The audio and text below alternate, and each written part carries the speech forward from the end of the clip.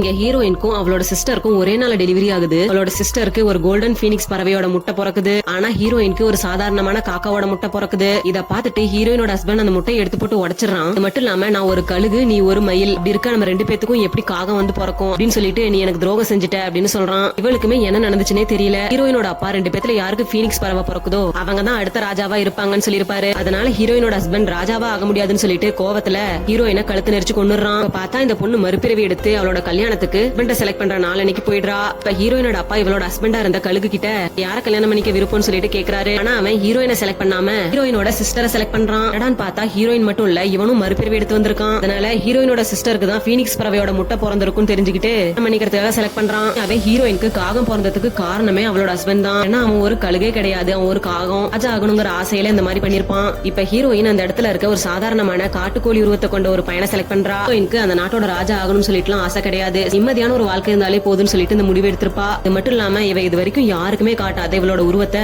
அவளோட சாதாரண ஹஸ்பண்ட் கிட்ட காமிக்கிறா. என்னன்னா புராணங்கள்ல சொல்லப்படுற பூர்வமான 5 வண்ண மயில் தான் இவ.